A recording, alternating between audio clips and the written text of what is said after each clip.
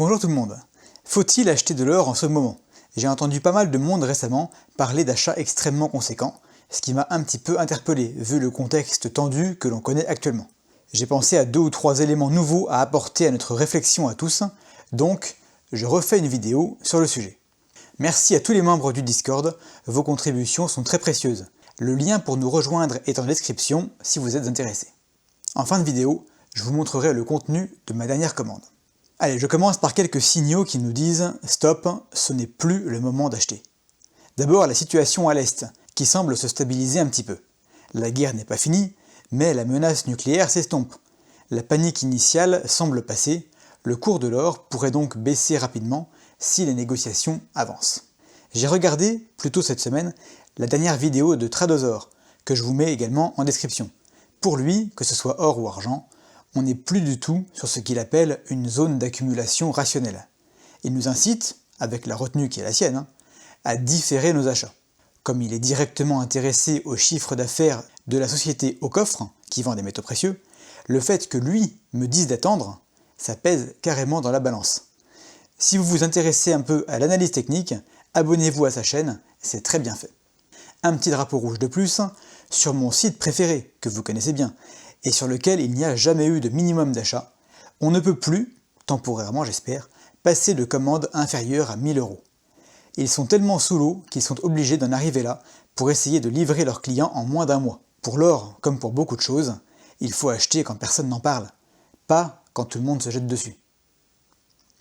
Ensuite, on va quand même parler du prix. La Britannia, qui est, je pense, ma pièce préférée, que j'ai achetée il y a 4 mois pour 1613 €, est maintenant facturée 1983 €, 23% de plus.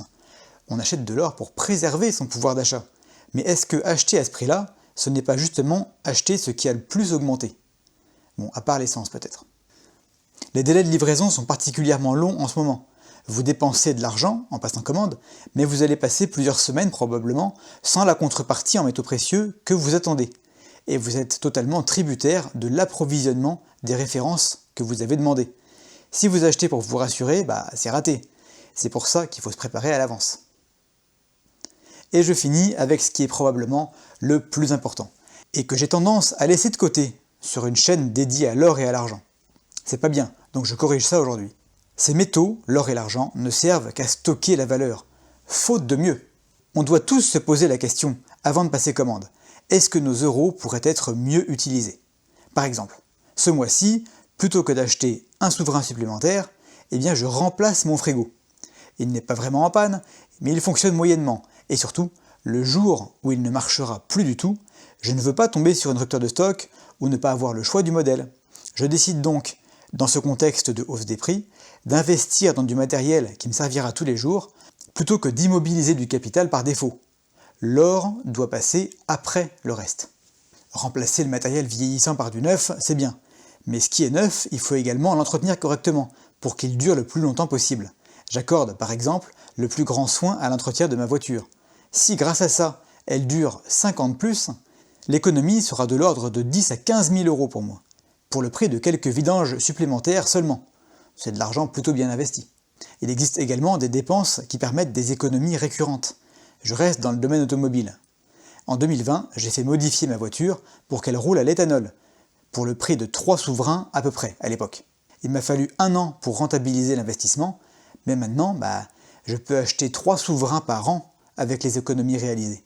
Ne me demandez pas comment on fait, j'y connais rien en mécanique auto. Tout ce que je sais, c'est que ça fonctionne et que mon plein me coûte moins de 40 €. Et bien entendu, ce qui vaut pour les choses matérielles, ça vaut aussi, encore plus, pour vous, évidemment. Est-ce que vous avez appris quelque chose cette année? Ne vaudrait-il mieux pas acheter un livre, une formation en ligne, plutôt que d'acheter encore de l'or? Gardons tout en tête que l'achat de métaux précieux n'est pas une fin en soi, sauf dans un cas bien précis, sur lequel je vais revenir. Ça ne devrait servir, la plupart du temps, qu'à stocker l'excédent de valeur, et cette notion d'excédent doit être, je pense, mûrement réfléchie. Dites-moi ce que vous en pensez en commentaire, s'il vous plaît, et n'hésitez pas à partager ce qui, selon vous, doit passer avant l'or. Pour rester parfaitement objectif, je dois maintenant relativiser et souligner certains points qui pourraient justifier une poursuite des achats. Je viens de vous dire qu'il y avait une exception au principe « l'or passe après le reste ». La voilà. Continuez à acheter de l'or et de l'argent si c'est votre moteur pour économiser. Si vous savez que le seul moyen de contrôler vos dépenses non essentielles est d'acheter des métaux précieux, alors j'ai envie de dire, quel que soit le prix, il est préférable d'acheter une 20 francs or plutôt que des bêtises sur Amazon ou une 40e paire de chaussures. Pour ceux qui peuvent se le permettre, ceux qui ont un véritable excédent, et malgré les délais, l'or et l'argent sont toujours disponibles pour le moment. En cas d'aggravation de la situation en Ukraine, dans les semaines, mois qui viennent, ça pourrait très rapidement ne plus être le cas. Si plus personne ne peut être livré, il est certain que vous ne regretteriez pas les commandes passées maintenant. Comme la dernière fois, les métaux précieux, c'est du long terme. Payer 20% trop cher maintenant, on en rigolera certainement dans 20 ans. Même si ça se calme sur le plan militaire, les sanctions, elles, ne s'arrêteront pas du jour au lendemain. Et remplacer en claquant des doigts tout le pétrole, le gaz et les métaux précieux qui venaient de Russie, c'est pas possible sans conséquence, quoi qu'on en dise. Donc il est à prévoir que nous ne sommes qu'au début d'une vague inflationniste mémorable qui a, à l'heure où j'enregistre cette vidéo, à peine commencé. Regardez le prix de l'essence, le prix du gaz. Le fait que l'énergie augmente n'est pas une surprise. On était de toute façon à l'aube d'une crise énergétique. Mais le conflit en Ukraine va probablement accélérer considérablement la vitesse à laquelle cette vague va nous frapper. L'économie tout entière dépend des prix de l'énergie. Si l'énergie monte, tout le reste monte. Je pense, mais ce n'est que mon avis, qu'une onde de choc est partie. On n'en voit pas encore vraiment les effets ailleurs que sur le carburant pour le moment, mais ça devrait arriver. Pour les gens qui n'auraient pas encore de métaux précieux, il faut bien commencer quelque part. Tradosaur a beau nous recommander d'attendre dans sa vidéo, il fait une exception pour ceux qui n'ont pas encore commencé à accumuler. Il suggère une prise de position sans attendre, mais une prise de position modérée, à renforcer quand les prix baisseront. Ne pas acheter maintenant, c'est conserver de l'argent à la banque pour acheter plus tard. Est-ce que l'argent est en sécurité à la banque? Rien n'est moins sûr.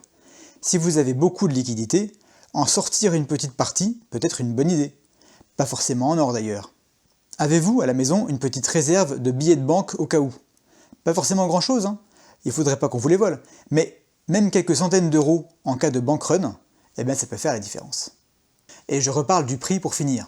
C'est vrai, la Britannia, ici là, elle a pris 23% depuis octobre, ce qui est très impressionnant.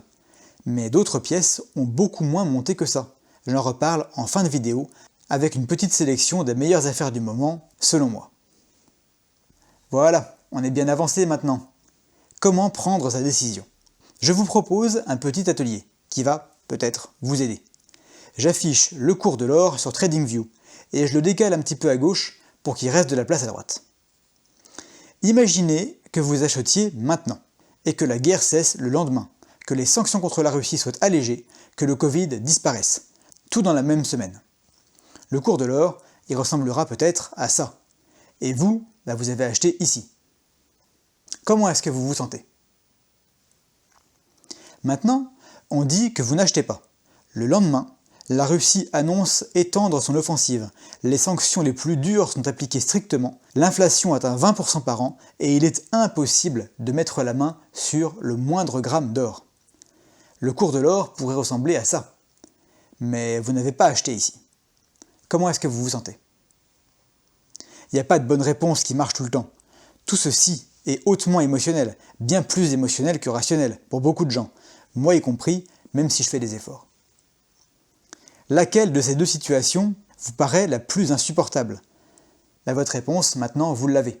Acheter de l'or ou au contraire ne pas y toucher, on le fait pour se sentir bien, pour bien dormir. Si votre hantise, c'est de payer trop cher, et que de toute façon vous avez déjà 1 kg d'or chez vous, alors attendez. Si vous n'êtes pas à l'aise parce que vous êtes convaincu de ne pas en avoir assez, alors achetez-en.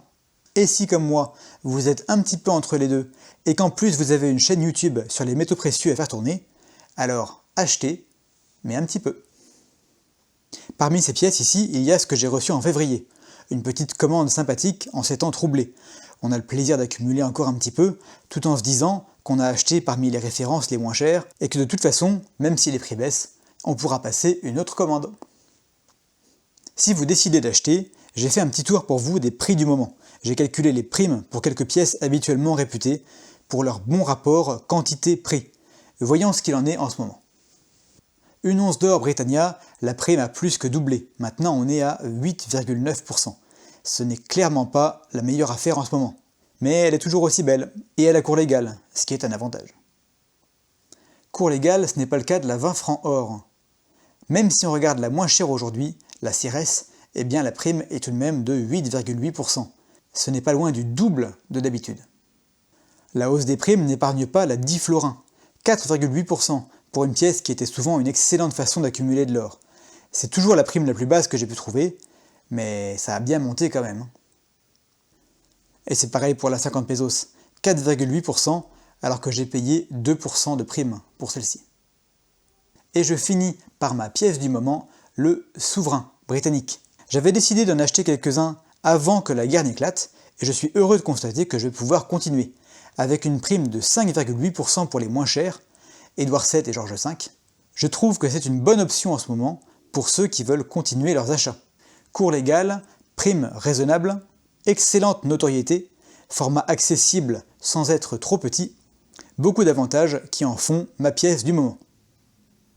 Évidemment, j'ai pu rater quelque chose, je n'ai pas passé en revue toutes les références et je me suis cantonné à un seul site internet. Dites-moi en commentaire si vous achèteriez autre chose et pourquoi. Regardez-moi ça, je suis bien content de les avoir mes petits souverains. Il y a 4 de leurs copains qui sont en route, je vous les montrerai dès que je les recevrai. J'ai aussi acheté 3 onces d'argent de la collection Mythes et légendes de la Royal Mint. Celle-ci, c'est la pièce Petit Jean, après Robin des Bois et Marianne. Je trouve que c'est la plus réussie pour le moment. J'ai aussi pris 2 onces Britannia un peu plus anciennes, par curiosité, pour voir à quoi elles ressemblaient avant. Et un petit tube de Britannia Argent 2022 pour ma Monster Box. Voilà, allez, plus que 18 tubes comme ça, et elle sera finie. Si la vidéo vous a plu, laissez-moi un petit like juste en dessous. Je sais pas si ça sert à grand chose vis-à-vis de YouTube, mais ce qui est sûr, c'est que ça me montre que vous appréciez le contenu, et ça me fait très plaisir. On se retrouve la semaine prochaine pour parler de métaux précieux. En attendant, soyez prudents dans vos investissements, mais sans oublier de rester curieux.